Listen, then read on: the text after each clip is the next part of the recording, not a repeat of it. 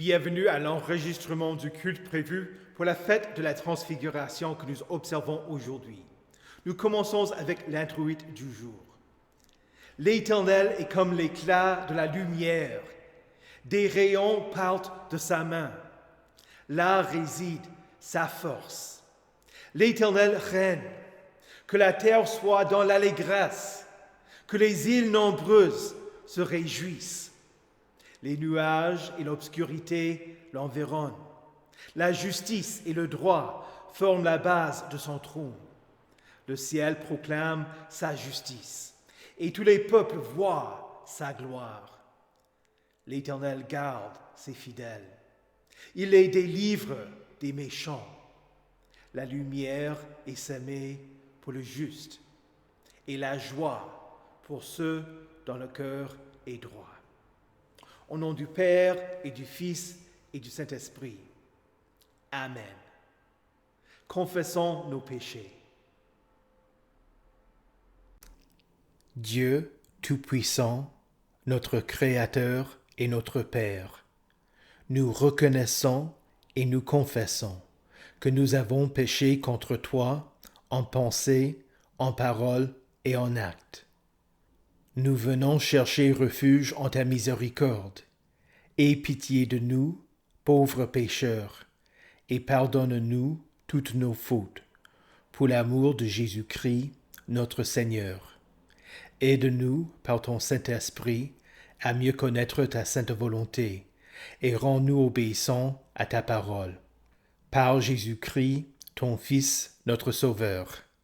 Amen. Jésus ouvre vos yeux pour qu'ils passent des ténèbres à la lumière et de la puissance de Satan à Dieu, pour qu'ils reçoivent par la foi en lui le pardon des péchés et une part d'héritage avec les saints. Sur la base de votre confession de péché et de votre confession de foi en Jésus-Christ, allez en paix, sachant que Jésus vous a pardonné. Au nom du Père et du Fils et du Saint-Esprit. Amen. Prions le Seigneur. Seigneur Dieu, au jour de la glorieuse transfiguration de ton Fils unique, tu as fait apparaître Élie et Moïse pour affirmer la continuité de la foi. Et par la voix qui tombait de la nuée lumineuse, tu nous as annoncé l'adoption définitive de tes enfants. Accorde-nous donc la grâce d'être pleinement co-héritiers du Roi de gloire et d'entrer un jour dans cette gloire qui est la sienne. Lui qui vit et règne avec toi et le Saint-Esprit, un seul Dieu, maintenant et pour les siècles des siècles. Amen. Écoutez avec respect et recueillement les lectures pour la fête de la Transfiguration, tout d'abord l'Ancien Testament dans Deutéronome au chapitre 34, les versets 1 à 12. Moïse monta des plaines de Moab sur le mont Nebo, au sommet de Pisga, vis-à-vis de Jéricho. L'Éternel lui fit voir tout le pays, Galaad jusqu'à Dan, tout Nephtali, le pays d'Éphraïm et de Manassé, tout le pays de Juda jusqu'à la mer Méditerranée, le Néguev, les environs du Jourdain, la vallée de Jéricho, la ville des palmiers jusqu'à Tsoar. L'Éternel lui dit, « Voilà le pays que j'ai juré de donner à Abraham, à Isaac et à Jacob en disant, « Je le donnerai à ta descendance. Je te l'ai fait voir de tes yeux, mais tu n'y entreras pas. » Moïse, le serviteur de l'Éternel, mourut là, dans le pays de Moab, conformément à l'ordre de l'Éternel. L'Éternel l'enterra dans la vallée dans le pays de Moab, vis-à-vis de Beth-péor. Personne n'a su où était son tombeau jusqu'à aujourd'hui. Moïse était âgé de 120 ans lorsqu'il mourut. Sa vue n'était pas affaiblie et il n'avait pas perdu sa vigueur. Les Israélites pleurèrent Moïse pendant 30 jours dans les plaines de Moab. Puis les jours de pleurs et de deuil sur Moïse arrivèrent à leur terme. Josué, fils de Nun, était rempli de l'esprit de sagesse car Moïse avait posé ses mains sur lui. Les Israélites lui obéirent et se conformèrent aux ordres que l'Éternel avait donnés à Moïse. Il n'a plus surgi en Israël de prophète semblable à Moïse que l'Éternel connaissait face à face. Personne ne peut lui être comparé pour tous les signes et les miracles que Dieu l'a envoyé faire en Égypte contre le Pharaon, contre ses serviteurs et contre tout son pays, et pour tous les actes terrifiants que Moïse a accomplis avec puissance sous les yeux de tout Israël. Ici prend fin la lecture de l'Ancien Testament. Écoutez également l'épître dans 2 Corinthiens 4, les versets 3 à 6. Si notre évangile est encore voilé, il l'est pour ceux qui périssent, pour les incrédules dont le Dieu de ce monde a aveuglé l'intelligence afin qu'ils ne voient pas briller l'éclat que projette l'évangile de la gloire de Christ, qui est à l'image de Dieu. Nous ne nous prêchons pas nous-mêmes, c'est Jésus-Christ le Seigneur que nous prêchons, et nous nous déclarons vos serviteurs à cause de Jésus.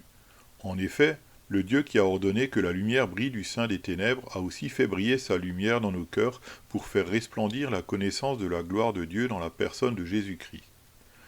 Ici prend fin la lecture de l'épître. Écoutez enfin l'Évangile dans Luc au chapitre 9, les versets 28 à 36. Environ 8 jours après avoir dit ces paroles, Jésus prit avec lui Pierre, Jean et Jacques, et il monta sur la montagne pour prier. Pendant qu'il priait, l'aspect de son visage changea et son vêtement devint d'une blancheur éclatante. Et voici que 2 hommes s'entretenaient avec lui.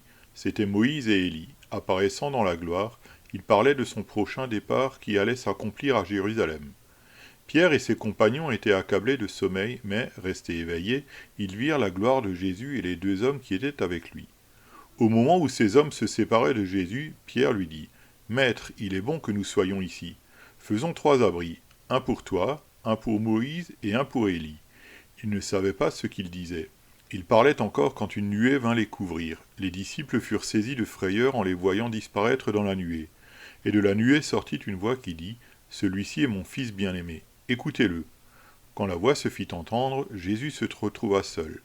Les disciples gardèrent le silence et, à cette époque-là, ils ne racontèrent rien à personne de ceux qu'ils avaient vus. Ici prend fin la lecture de l'Évangile. Heureux ceux qui écoutent la parole de Dieu et qui la gardent. Confessons notre foi. Je crois en Dieu, le Père Tout-Puissant, Créateur du ciel et de la terre. Je crois en Jésus-Christ, son Fils unique, notre Seigneur, qui a été conçu du Saint-Esprit et qui est né de la Vierge Marie. Il a souffert sous Ponce Pilate, il a été crucifié, il est mort, il a été enseveli, il est descendu aux enfers, le 3e jour, il est ressuscité des morts, il est monté au ciel, il siège à la droite de Dieu, le Père Tout-Puissant, et il viendra de là pour juger les vivants et les morts. Je crois au Saint-Esprit, la Sainte Église universelle, la communion des saints, la rémission des péchés, la résurrection de la chair et la vie éternelle. Amen.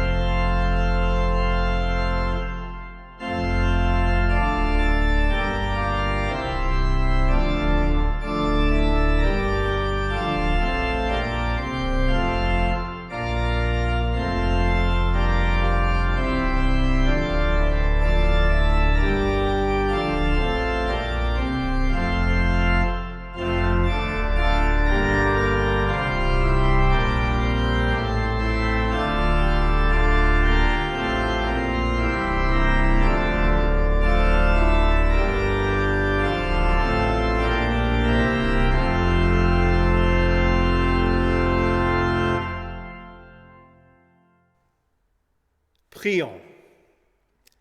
Ô Dieu, tu as ordonné que la lumière brille du sein des ténèbres. Fais briller ta lumière dans notre cœur pour faire resplendir la connaissance de ta gloire dans la personne de Jésus-Christ. Amen. Que la grâce du Seigneur Jésus-Christ, l'amour de Dieu et la communion du Saint-Esprit soient avec vous tous. Amen. La deuxième épître de Saint Paul aux Corinthiens, au chapitre 4, servira de texte pour le sermon aujourd'hui, jour prévu pour l'observation de la fête de la Transfiguration. La grande majorité des églises observent la Transfiguration le 6 août. Depuis assez longtemps, les églises luthériennes l'observent à la fin de l'Épiphanie. Pourquoi? D'abord, si la voix de Dieu entendue pendant le baptême de Jésus ouvre une parenthèse pour la saison, la parole du Père venant de la nuée sur la montagne de la Transfiguration la ferme. Celui-ci est mon Fils bien-aimé. Écoutez-le. Ensuite, Jésus, Moïse et Élie parlèrent du chemin vers la croix. Comme Luc nous le dit, il parlait de son prochain départ qui allait s'accomplir à Jérusalem. C'est ainsi que nous commençons le trajet vers le Carême, vers Jérusalem. Du haut de la montagne de la Transfiguration jusqu'à Golgotha. La chose essentielle pour la foi chrétienne, c'est la révélation de Jésus-Christ. Pour les disciples et ceux qui le connaissaient au cours de sa vie terrestre, Jésus ressemblait à n'importe qui, car il est vrai homme.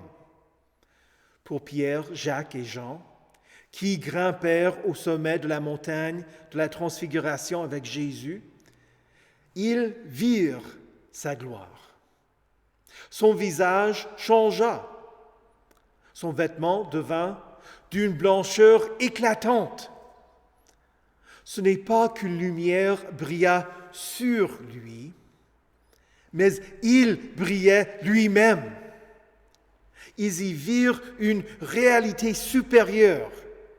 Jésus est aussi vrai Dieu. Comme nous lisons dans la lettre aux Colossiens, Dieu a voulu que toute sa plénitude habite en lui. Les chrétiens ne doivent pas rechercher une expérience comme celle des disciples. La révélation de Jésus vient à travers sa sainte parole, car la foi vient de ce qu'on entend, et ce qu'on entend vient de la parole de Dieu. Ceci s'oppose à la révélation générale de Dieu, qu'on observe à travers sa création et la connaissance morale. Au cours des dernières semaines, quelques personnes m'ont parlé d'un nouveau livre appelé « Dieu, la science, les preuves ».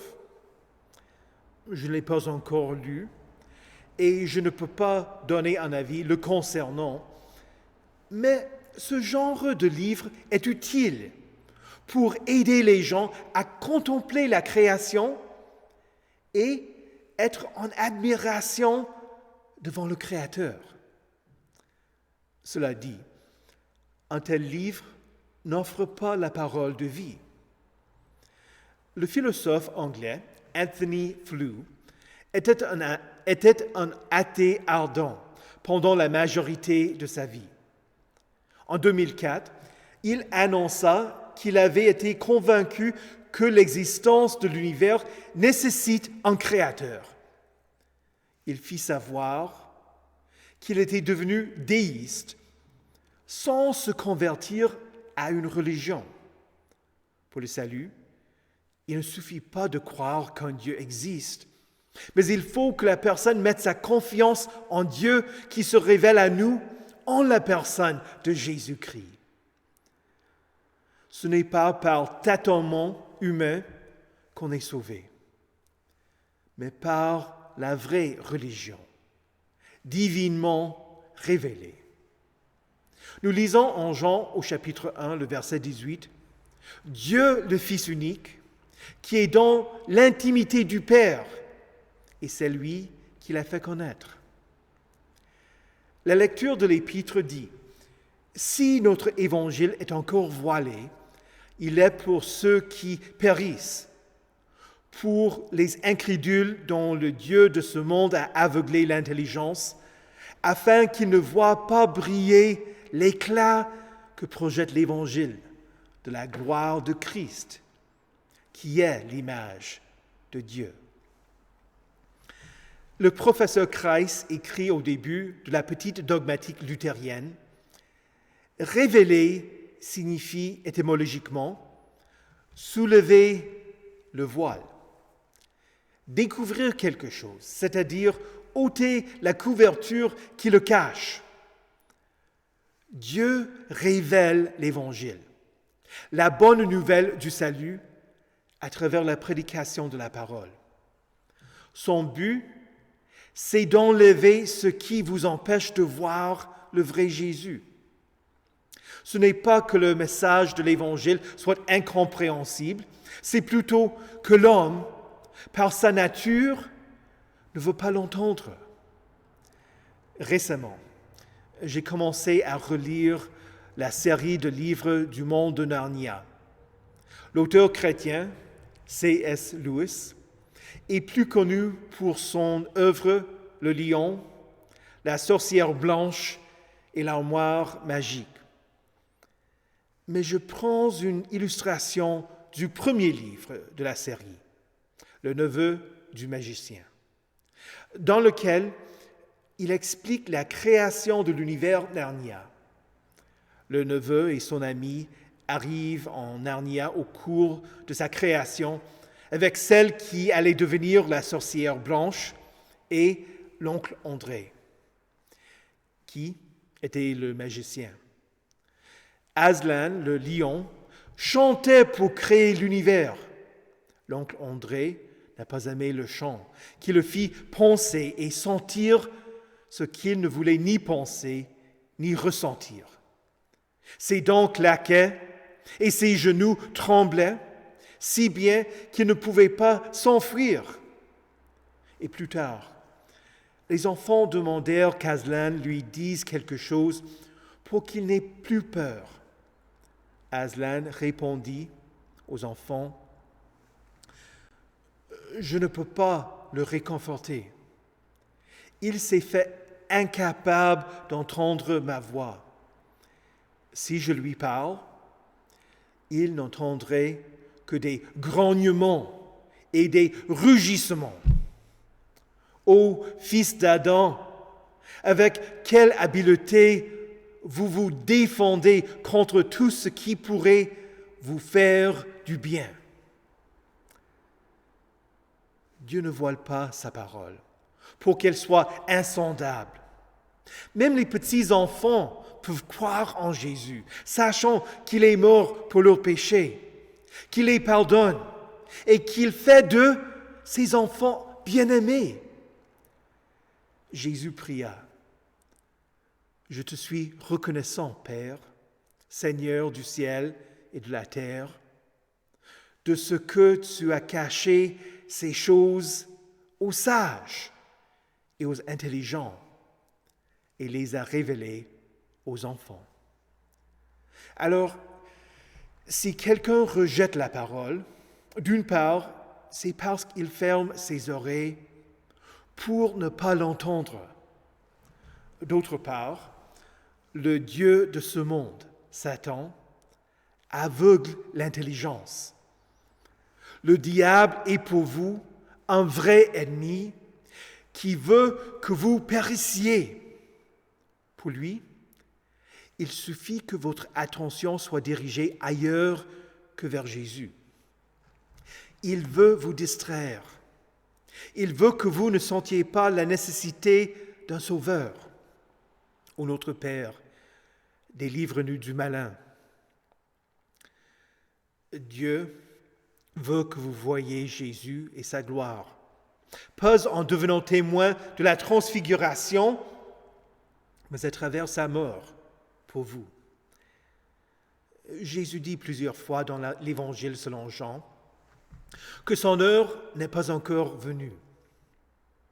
Quand les Grecs vinrent le chercher pendant la Semaine sainte, Jésus dit « L'heure où le Fils de l'homme va être élevé dans sa gloire est venue. En vérité, je vous le dis, si le grain de blé tombe en terre ne meurt pas, il reste seul.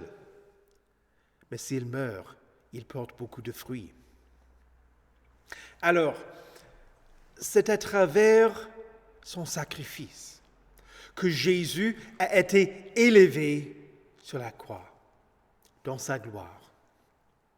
Au cours de la crucifixion, son corps ne brilla pas. Il était entouré par l'obscurité des hommes et il y eut même des ténèbres de midi jusqu'à 15 heures. Sa gloire n'était pas visible. Pour l'homme incroyant qui regardait la scène, il voyait un homme mourant et c'est tout. Mais l'officier romain vit la gloire et proclama: cet homme était vraiment le Fils de Dieu.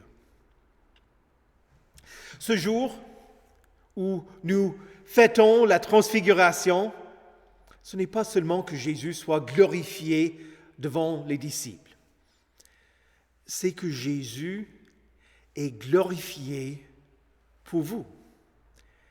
Si Satan veut vous distraire et veut vous détourner de la vue de Jésus, Paul écrit: le Dieu qui a ordonné que la lumière brille du sein des ténèbres a aussi fait briller sa lumière dans notre cœur pour faire resplendir la connaissance de la gloire de Dieu dans la personne de Jésus-Christ. Dieu a créé la lumière au commencement par sa parole. Il ne brille pas sur vous pour que vous soyez illuminés de l'extérieur. Non, par sa parole, il crée en vous une foi. Il brille là où Satan est complètement incapable de vous empêcher de voir sa gloire.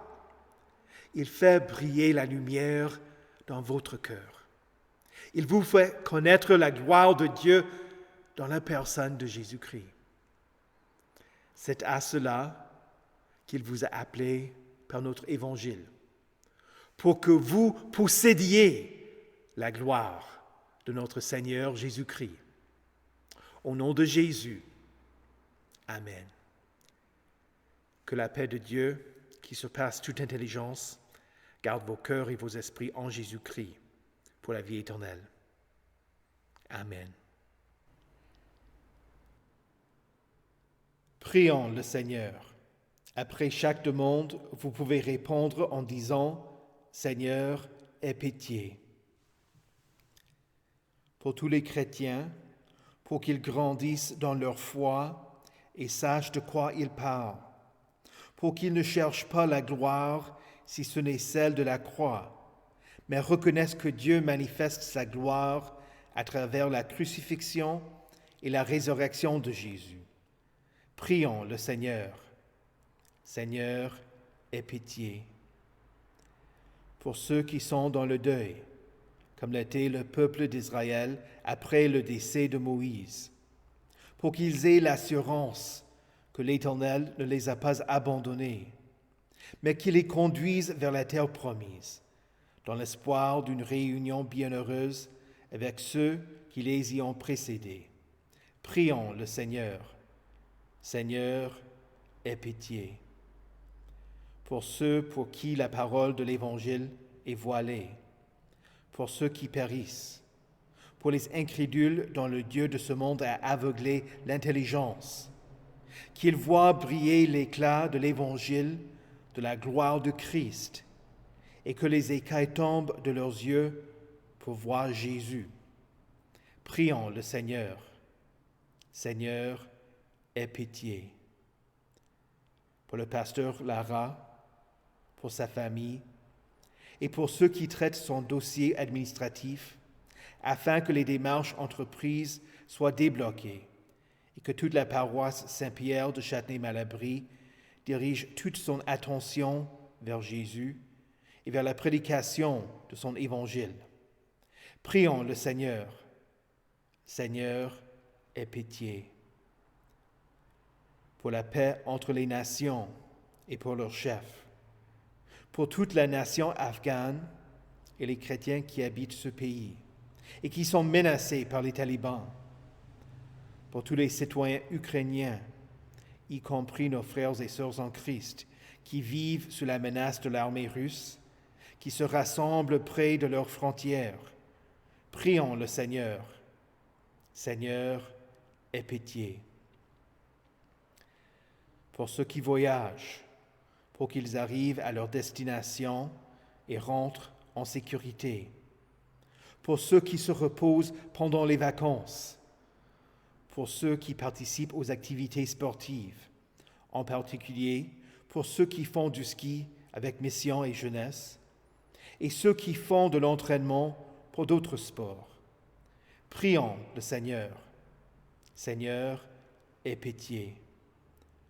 Pour ceux qui sont malades, pour ceux qui ont subi un cancer, pour ceux qui attendent des interventions chirurgicales, pour les chirurgiens qui opèrent, pour le personnel des centres hospitaliers qui soignent et qui soulagent, et pour ceux qui continuent à surveiller ceux qui récupèrent, afin que les gens rétablissent rapidement, prions le Seigneur. Seigneur, aie pitié. Seigneur Jésus, conduis-nous à ton royaume et enseigne-nous à prier. Notre Père, qui es aux cieux, que ton nom soit sanctifié, que ton règne vienne, que ta volonté soit faite sur la terre comme au ciel. Donne-nous aujourd'hui notre pain de ce jour. Pardonne-nous nos offenses, comme nous pardonnons aussi à ceux qui nous ont offensés. Et ne nous laisse pas entrer en tentation, mais délivre-nous du mal. Car c'est à toi qu'appartiennent le règne, la puissance et la gloire, au siècle des siècles. Amen. Recevez la bénédiction de l'Éternel. Que le Seigneur vous bénisse et vous garde. Que le Seigneur fasse luire sa face sur vous et qu'il vous accorde sa grâce. Que le Seigneur tourne son visage vers vous et qu'il vous donne sa paix. Amen.